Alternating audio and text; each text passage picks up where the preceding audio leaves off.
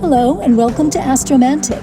If you haven't watched my astrology coordinates video yet, please do, since in this video, you need to be familiar with the terms and concepts I explained there and in the two declination aspect example videos that go with that first video. In this video, I assume you understand what I mean when I talk about the obliquity of the ecliptic, declination, the sidereal and tropical zodiacs, out-of-bounds planets. I focus in this and in the next three videos on the declination cycles of Pluto. For astrologers, Pluto is the outermost planet in our solar system, despite the International Astronomical Union, the IAU, downgrading Pluto to a dwarf planet in 2006. Modern astrologers still very much consider Pluto deserving of astrological attention. Most modern astrologers say Pluto rules the sign of Scorpio.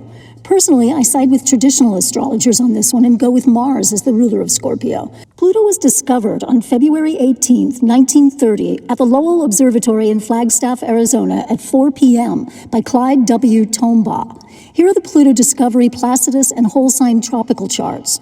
For any sidereal astrologers out there, here are the Fagan-Bradley and the Lahiri charts too. Let's look at the tropical charts. You can see that Pluto is retrograde at 17 Cancer in the 12th Placidus and whole sign house of suffering, self-undoing, unseen enemies, and institutions. The moon, ruler of Pluto, is in its fall at 13 Scorpio in the 4th Placidus whole sign house, widely trine Pluto, getting at the intense, fearful, and suspicious emotional energy associated with this extreme planet. For those who maintain that Pluto rules Scorpio, these planets would be in mutual reception, linking them even more tightly to the themes of deep emotional suffering and regeneration. The Leo ascendant ruler Sun is at 29 Aquarius, an anoretic crisis-prone degree, in the 7th whole sign and 8th Placidus house. So in the Placidus system, both lights and Pluto are all in ending houses, the 4th for Moon, 8th for Sun, and 12th for Pluto. The Sun is also in its sign of detriment, though it shares some face dignity with the Moon. In terms of its accidental dignity, the Sun is in haze, since this is a day chart and he's in the top hemisphere in a masculine sign.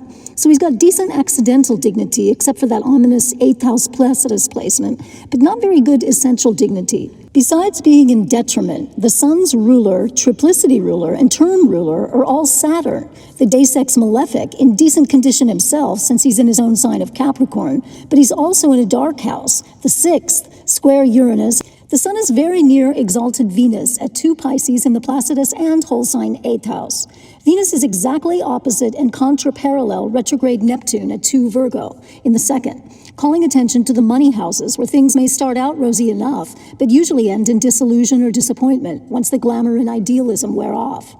Mercury in the 7th house of partners and open enemies is in the fixed detached sign of humanitarian Aquarius, but it's in the bends of the nodes, emphasizing the fraught but crucial role of communication in this chart, since Mercury is conjunct Mars, the out-of-sect malefic, ruler of the Aries midheaven, hinting at impulsive or aggressive tendencies, especially since the true nodes are direct, which marks the chart with the karmic crisis-prone vibe. Another testimony reinforcing the chart's already twitchy energy from the Sun's anoretic 29th degree. Jupiter, ruler of foreigners, among other things, is in detriment in Gemini in the 11th house of friends, groups, and organizations, but trine Mars and Mercury, so will bring luck and wisdom to the table, perhaps referring to allies, but may lean too much toward focus on short-term results instead of the long-term big picture. Pluto is contra-parallel to Saturn. It's Pluto's and Saturn's only declination aspect. These powerful planets are in dark houses, the 6th for Saturn and 12th for Pluto, adding a heavy oppositional vibe to the other ominous testimonies of this chart. Saturn wants to consolidate and preserve structures and hierarchies in Capricorn, and Pluto wants to transform whatever it touches, so a mix of their energies spells disaster for the status quo. Finally, Chiron is at the top of the chart in the 10th Placidus and whole sign house, conjunct the North Node, emphasizing here the karmic importance of healing energy, especially to do with relationships and the Earth itself, since Chiron is in Taurus, ruled by Venus. But Chiron's aspects are to the malefics, square Mars and trine Saturn, so he's colored by their qualities to do with aggression, suffering, and painful lessons. All in all, it's a foreboding chart. When the U.S. dropped the first nuclear bomb on Japan in Hiroshima on August 6, 1945 at 8:15 a.m., 15 years after Pluto was first discovered, the transit moon was exactly conjunct the discovery chart's Pluto, bringing mass destruction and death to the public. And the bombing chart's south node was conjunct the discovery chart's Saturn in the 6th house of the discovery chart, reinforcing the theme of mass destruction and death. The bombing chart's Mars was sextile transit Pluto that day, trine the discovery chart's Mars, and sextile the discovery chart's Uranus, triggering the massive explosive shock and violent devastation. And transit Saturn on the day of the bombing was conjunct the transit Moon. So transit Saturn was also conjunct the discovery chart's Pluto, reinforcing the testimony of utter destruction and mass death. The heavy-hitting malefics were all in play that day with Pluto, as was explosive Uranus.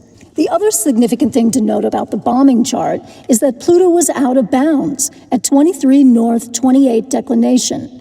Checking the ephemeris, we see that the angle of obliquity for August 1945 was 23 degrees 26 minutes and 46 arcseconds. Pluto went back in bounds on August 11th. You can see the declination values go from red to black in the ephemeris. But of course, the U.S. dropped a second nuclear bomb on Japan in Nagasaki on August 9th, 3 days after the first one in Hiroshima, when Pluto was still out of bounds. Japan's Emperor Hirohito finally surrendered to the Allies on August 15th, a few days after Pluto went back in bounds, though Japan's formal surrender in World War II didn't take place until September 2nd, 1945. Pluto was still in bounds then and would stay in bounds until December 17, 1945. Here are a few more facts about this outermost extreme planet. Pluto is the farthest planet from the Sun in our solar system, from 2.8 to 4.6 billion miles away, depending on where it is in its elliptical orbit. It's also the coldest, with a mean temperature of around minus 229 degrees Celsius and a minus 380.2 degrees Fahrenheit. Compared to the Sun, which moves about 1 degree a day along the ecliptic, or the Moon, which moves about 13 degrees per day as it circles the Earth, Pluto is glacially slow, moving just 13 arcseconds per day, taking up to 8 weeks to advance a single degree. Because of its moderately eccentric orbit around the Sun, Pluto appears to spend, from our view here on Earth, from 12 up to 32 years in a zodiac sign, from its first ingress to its first exit from the sign. It spends the longest time in the tropical zodiac signs of Aquarius to Cancer, and the least number of years in Leo to Capricorn. In the table here, I show Pluto's first ingress date into a new sign. I don't account for Pluto's numerous retrogrades back into the previous sign, which is why the totals don't add up to the full 248 years of Pluto's orbit. Pluto's moderately eccentric orbit around the Sun has a direct bearing on its dramatic declination cycles. Let's go back in time, about 7,000 years ago, to May 29th in the year 4983 BC. This is when Pluto reached the declination of 0 degrees 59 minutes south for the first time after the year 5000 BC. Pluto was just beginning its journey of moving from south to north over the celestial equator. It took Pluto almost 3 years to complete this trip, until April 24th, 4980 BC. During this 3-year zero declination period, while Pluto was over the celestial equator, he traveled from 5 Aries 53 to 8 Aries 28 along the ecliptic in the tropical zodiac. So he moved just over 2.5 degrees longitudinally. After that, from our vantage point here on Earth, Pluto began moving above the celestial equator over our northern hemisphere. So after he crossed the celestial equator into the northern hemisphere, Pluto kept heading north until he reached his orbital turning point, his farthest declination north, and then he turned around and began moving back towards the equator. But when he traveled north, he went way north, so far north that he went over the angle of obliquity, and so he went out of bounds. In fact, for the last few thousand years, when Pluto traveled north or south over the celestial equator, he went out of bounds every single time in each hemisphere before he turned around and went back in bounds as he approached the celestial equator again to move into the other hemisphere. When I talk about a complete cycle, I mean 4 distinct consecutive periods, similar to the Sun's 2 equinoxes and 2 solstices every year. Pluto and all our solar system planets, as they orbit the Sun, appear to cross the celestial equator from south to north and then gradually rise in declination to their farthest point above the celestial equator north before turning around and going back to the celestial equator, crossing it north to south this time, then traveling down away from the celestial equator south to their farthest point south before turning around and heading back to the celestial equator to start the cycle all over again. So, back to this first complete cycle around 7,000 years ago. As I was saying, when Pluto journeyed north, after he crossed the celestial equator from south to north, he moved beyond the angle of obliquity, or Earth's orbital plane. That's when he went out of bound north on July 30th, 4955 BC, 25 years after he first crossed the celestial equator and began going north. The angle of obliquity in July 4955 BC was 24 degrees 9 minutes 57 seconds. You can see in the ephemeris that Pluto's declination value that day goes red. It shows 24 north 10, an arc minute over the angle of obliquity, meaning it's now out of bounds. It was at 15 Taurus in the tropical zodiac that day, and around 25 to 27 Cancer in the sidereal zodiac. Whereas it took Pluto about 3 years and 2.5 zodiacal degrees to travel across the celestial equator when it was at 0 declination, it stayed out of bounds here in the northern hemisphere for 46 years. It did not go back in bounds for good until September 6, 4909 BC. At that point, it was at tropical 28 Leo and sidereal 9 to 10 in Scorpio, so it traveled 74 degrees while it was out of bounds. At its farthest point out of bound north in this period, for most of February 4929 BC, its declination got to a whopping 41 degrees 30 minutes north of the celestial equator. It was then 17 degrees 20 minutes and 25 seconds over the angle of obliquity. After that, it started to slowly move back toward the angle of obliquity value, although it would take another 20 years before it went back in bounds. I tracked the full declination cycle for Pluto in each 1,000-year period beginning 5000 BC. That means I noted when Pluto was at 0 declination south to north, then went out of bounds north, then went back over the celestial equator north to south at 0 declination, then went out of bounds south. That's a full consecutive cycle. I recorded just one full cycle at the start of each millennium. But once I got to 0 AD, I recorded the data for every single one of Pluto's out of bounds and 0 declination periods, all Pluto's declination cycles, all the way up to 2233 AD, and then a couple full cycles again between 3800 and 4000 AD. So let's look at the data. In this bar chart of just the BC era, the 0 declination periods are in blue and the out of bound periods are in green. The numbers above each bar represent the duration in years that Pluto was either at 0 declination or was out of bounds for that particular period. We already saw Pluto at 0 declination from May 4983 BC to late April 4980 BC, so for 3 years. Then it went out of bound north for a little over 46 years, from the end of July 4955 BC to September 4909 BC. It moved from Taurus to Leo during this 0 out of bound period in the tropical zodiac, and from Cancer to Scorpio in the sidereal zodiac. Then Pluto went back over the celestial equator from north to south in 4893 BC for 2 years until 4891 BC. So it moved a bit faster, taking just 2 years instead of 3 to cross back over the celestial equator, this time heading south. Then it went out of bounds south for 96 years, almost an entire century. It traveled from tropical 14 Scorpio to 29 Aquarius during this time, so a whopping 104 degrees. In the sidereal zodiac, it went from 23 to 24 Capricorn to 7 to 8 Taurus. I then skipped to the next millennium, to around 4000 BC, to the first Pluto cycle of that 1,000-year period, starting with 0 declination south to north again, and looked at the 4 specific Pluto declination periods in that cycle. The first period, the south to north 0 declination period, began in 4007 BC. When we look at each of the 1,000-year cycles up to the year 0, you can see that the out-of-bounds south periods get progressively shorter, going from that first one lasting 96 years starting in 4870 BC to the one starting 948 BC and lasting 66 years. The out-of-bound north periods stay relatively the same over the millenniums, from 46 years for that first one in the chart starting in 4955 BC to the last out-of-bound north of the BC era that began in 50 BC and lasted 44 years, till March 23rd of 6 BC. When Pluto next headed back toward the celestial equator and crossed over from north to south, it was at the end of September, the year 14 of the AD era. We'll look at that in a minute. I want to plug in some historical events for context so you can see what was going on during this 5,000-year BC period here on Earth. We've got the wheel being invented around 4007 BC, the rule of the ancient Sumerian king Gilgamesh around 2900 to 2700 BC. You may recall that he's the hero of one of the oldest known literary works, the Epic of Gilgamesh, to do with death, the underworld, and immortality. And then construction began on Stonehenge around 2400 BC. Ramses X, the 9th pharaoh of the 20th dynasty of ancient Egypt, died around 1099 BC, ending the New Kingdom period in Egypt. Then Solomon's temple, called the First Temple, was built in Jerusalem about 957 BC and dedicated in 953 BC. And in 50 BC, when Pluto started going out about north for the last time in the BC era, Julius Caesar conquered France, known then as Gaul. Okay, now let's look at the AD side of the graph. The out-of-bounds south periods continued to decrease and the out-of-bound north periods to decrease too, but a little more slowly.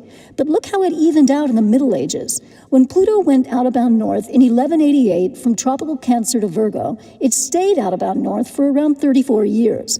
This was when the great cathedrals were being built in Europe. After that, when Pluto went out-of-bound south in 1276 AD, it was also around 34 years as it traveled from tropical Capricorn to Pisces. This was the period of the beginning of the Renaissance. After a couple fairly even cycles, though, the trend reversed, and Pluto out-of-bound north periods started getting slightly longer than the out-of-bound south periods. The zero declination south to north periods also start getting longer and longer until in 3820 AD, almost 1800 years from now, it'll take Pluto 11 years to cross over the celestial equator, almost 4 times as long as it took back around 5000 BC. And that zero declination period in 3820 AD will last longer than the final out-of-bounds south period of 10 years, which we happen to be living through right now. Look at the far right of the graph. You can see that the last time Pluto went out-of-bound north was in 1938. It was out of bounds for 15 years until 1953, so for the entire duration of World War II and the Korean War. And it went out-of-bounds south very recently, on August 29th, 2025.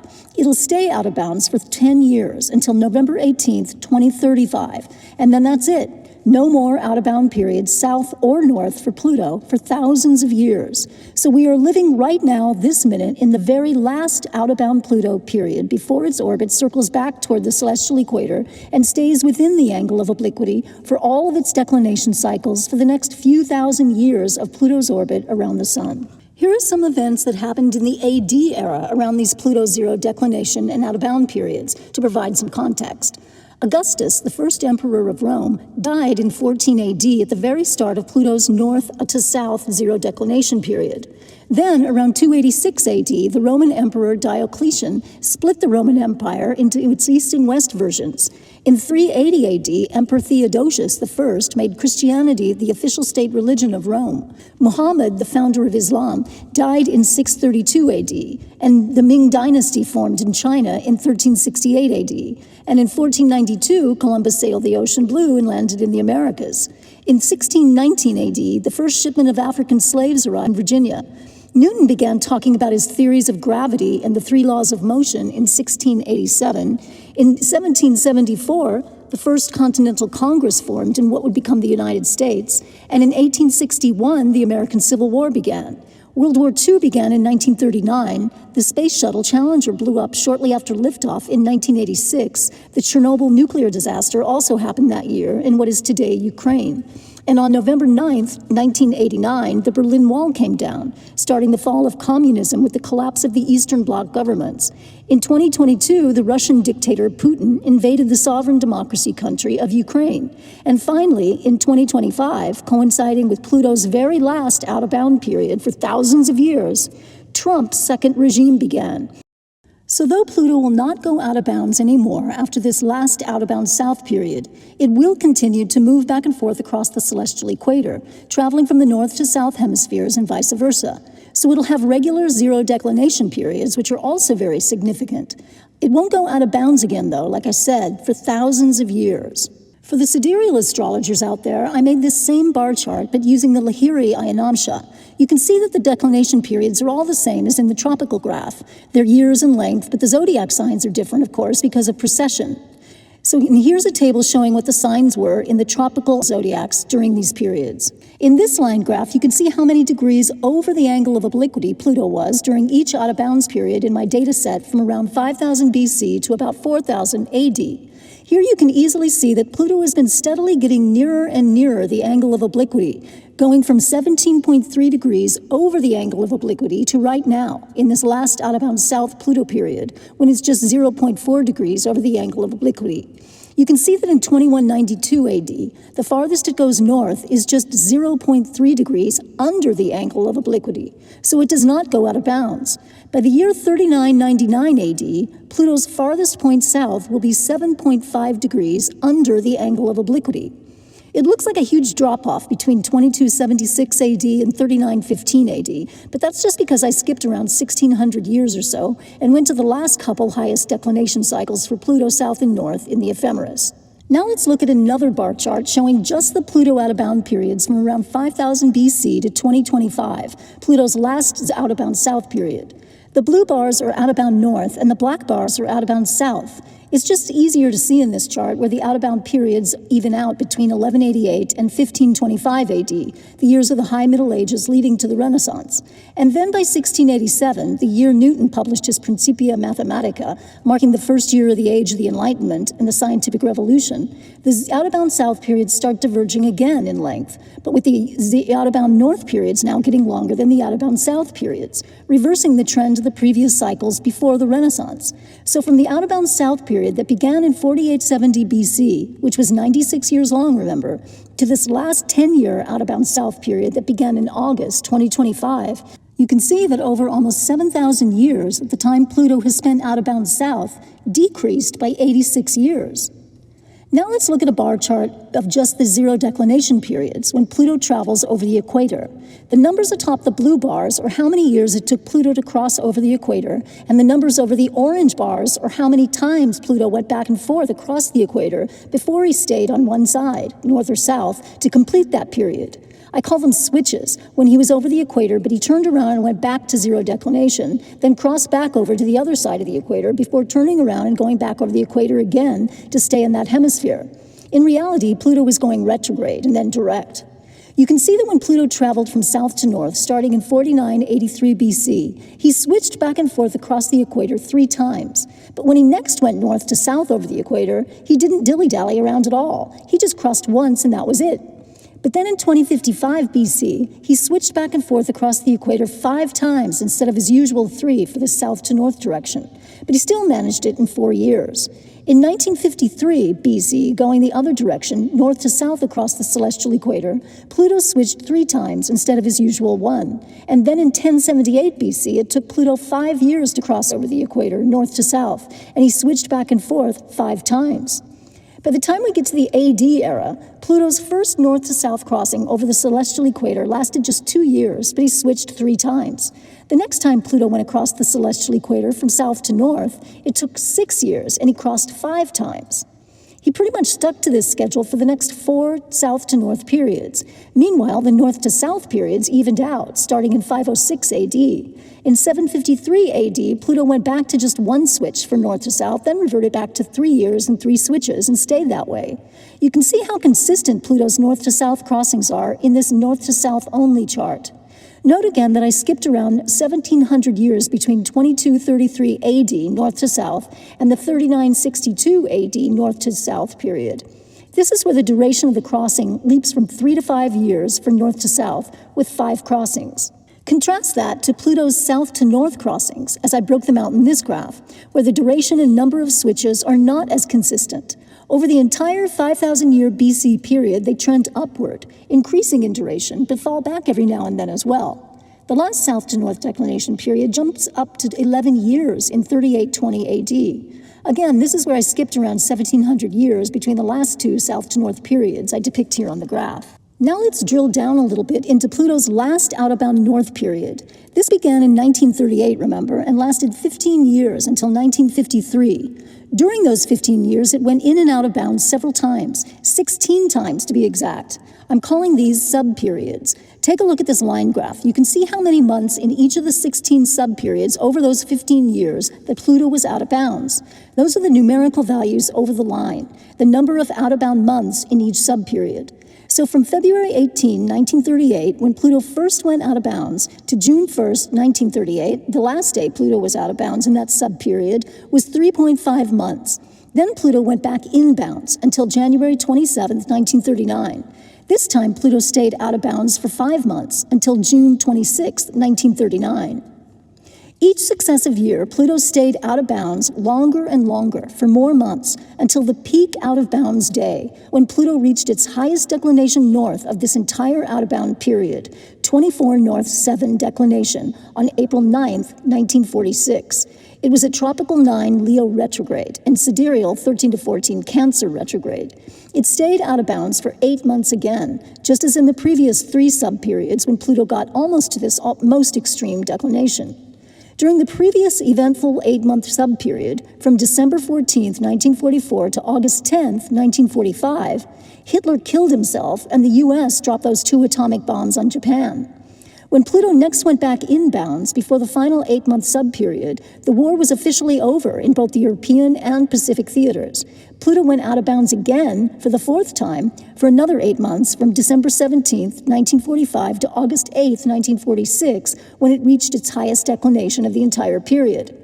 After this high point of maximum declination, the months Pluto spent out of bounds began to decrease, and Pluto spent fewer and fewer months out of bounds, until in 1953 it was just 2.5 months out of bounds before its final out of bounds day on May 26, 1953. After that, Pluto was back in bounds, and it won't go out of bound north again for thousands and thousands of years. So that was it for Pluto out of bounds north. Let's look at a line graph for the out-of-bounds south period that directly preceded this last out-of-bound north period. That out-of-bounds south period began July 30th, 1774, and ended on November 11th, 1795. It lasted 21 years and had 10 subperiods. This, of course, was the era of the American and French revolutions. This line graph for the Pluto out-of-bounds south period is crazy looking compared to the out-of-bound north period, where the subperiods increased in duration to a high point in the middle of the 15 years and then decreased proportionally for the last half of the period. That graph looked like a normal bell curve. You can see that this out-of-bounds south period starts off with Pluto going out of bounds for 5 months in the last half of 1774, and then it went back in bounds. It went next out of bounds for 7.5 months in mid-1775 to February 1776, increasing the duration out of bounds. But then Pluto just went berserk in the 3rd out-of-bounds subperiod and stayed out of bounds continuously for almost 13 straight years, about 154 months. It never went back in bounds a single day of that entire 13-year period, from May 23rd, 1776 to March 22nd, 1789. This 13-year-long subperiod began with the signing of the Declaration of Independence, then continued right through the entire American Revolutionary War, and ended when the United States was a sovereign nation with its own government. The very first Congress met on March 4th, 1789. 9 of the 13 original states ratified the first U.S. Constitution, which went into effect that same day, March 4th, 1789, defining the structure of our federal government. So this entire 13-year-long subperiod of Pluto's out-of-bounds south period saw the end of the American colonial era and the birth of the United States of America. And there were 7 more subperiods to go. Those subperiods coincided with much of the French Revolution. The most extreme day of Pluto's out-of-bound declination, though, was during this 13-year subperiod, on October 8, 1783, when Pluto was at 24 South 44, a full degree and 6 minutes over the angle of obliquity. About a month before this date, the Revolutionary War had formally ended on September 3, 1783, with the Treaty of Paris, when Great Britain granted the United States independence. Almost a month after this most extreme day, on November 3, 1783, George Washington gave his farewell address to the troops, disbanding the Continental Army. The rest of this out-of-bound south period trends downward in terms of Pluto's out-of-bound monthly duration for each year, until the last year, in 1795, when it went out of bounds for just a month and a half. The next time Pluto went out of bounds south, and the last time it'll ever go out of bounds south for thousands and thousands of years, was this year, on August 29, 2025. We're now living in the last Pluto out-of-bounds south period for the next several thousand years. Here's the line graph for this out-of-bounds south period. You can see that it looks more normal, like the bell curve of the previous out-of-bound north subperiods from the World War II era, since it's more consistent looking with a buildup of out-of-bound months at the beginning, leading to 4 peak periods of 5 months each, before decreasing in duration each year until it spends just 2.75 months out of bounds in the final year it's out of bounds in 2035. The most intense subperiod, when Pluto is at its peak of being its most out of bounds, is on October 12, 2030, during the 3rd 5-year subperiod, halfway through the overall 10-year out of bounds period. It reaches 23 South 48 declination, just 21 minutes and 34 seconds over the angle of obliquity. Pluto will be at tropical 9 Aquarius retrograde that day and sidereal 14 to 15 Capricorn retrograde. In fact, the unique thing about this out-of-bound period is that Pluto will stay in just one tropical sign, Aquarius, the entire time.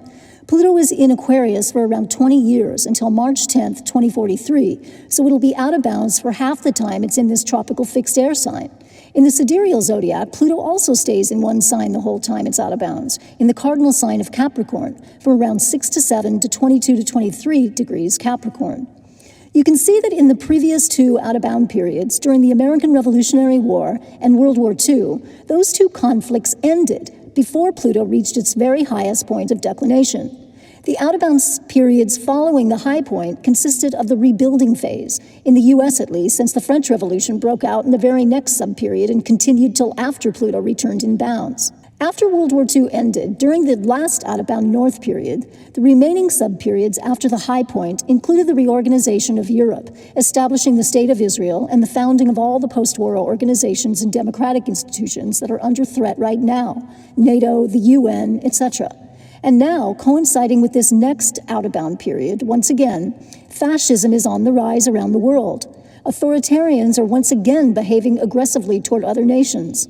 Putin invading Ukraine, Netanyahu doing his ethnic cleansing of Palestinians in the Gaza Strip, and our own wannabe dictator here in the US, Trump. So we see the same themes returning again and again during these Pluto periods, to do with power and control, from fighting monarchies in the 18th century to fighting fascist dictators in the 20th century, and now again in the 21st century, this time in our own country. After each of those recent past Pluto out-of-bound periods, a new world order emerged. We're now living through another out-of-bound period for Pluto again. If the past is prologue, we can expect the worst to occur in the years leading up to the highest declination day, so between now and October 12th, 2030. We can expect Trump's lawless, outrageous overreaches to increase and probably get even more violent. If there's to be a war, it'll most likely happen before 2030 and be over or resolved in some way by then, with the last 5 years of Pluto's out-of-bound period being a rebuilding era. That's if this last Pluto out-of-bound south period follows the trajectory of the previous two out-of-bound periods. But this is it for Pluto out of bounds. Maybe this is our big chance to resolve once and for all the conflicts between political systems. In this video, I've tried to give you an overall, high-level introduction about 9,000 years of Pluto's declination cycles. In my next video about Pluto's declination, I focus on the last Pluto out of bounds and zero declination periods. Please join me for that Pluto declination Part 2 video next. Thanks for watching Astromantic.